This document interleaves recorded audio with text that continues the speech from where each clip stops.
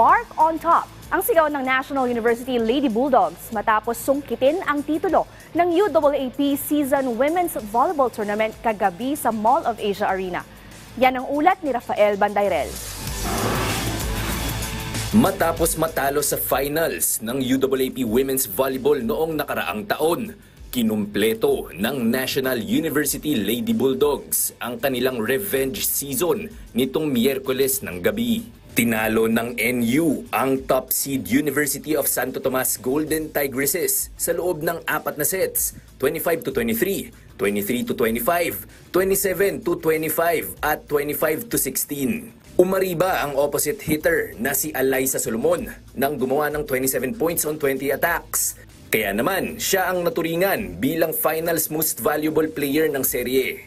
Ang dami naming times na natalo. Pero, nung mga times na yun, hindi namin hinayaan na mas-stuck kami doon. Parang ginawa namin siya as learning, na maging better as a person, and as a player, as a team. Malaking bagay din sa panalo ang ambag ng regular season MVP na si Bella Belen na gumawa ng 19 markers with 11 digs at 9 receptions. Aminado si Belen na napakasarap umano sa pakiramdam ng championship na ito dahil sa kabila ng mga pagdududa noong simula ng kanilang kampanya ay nagawa pa rin nilang magtagumpay sa dulo. Nagkaroon po kami ng mga talo this season and maraming mga taong hindi naniwala sa amin from that loss, lalo na yung una naming talo which is sa UST. Marami talagang nag-doubt sa amin na hindi na namin kaya naiyak?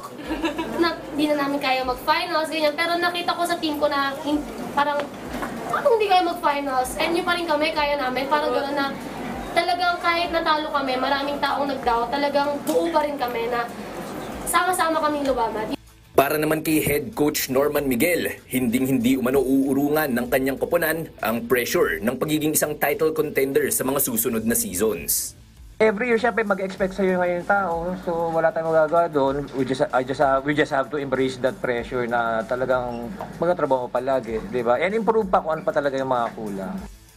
Samantala, champion din ang men's volleyball team ng NU matapos talunin ang UST Golden Spikers sa loob ng 4 na sets upang masungkit ang kanilang ika-4 na sunod na titulo sa UAAP.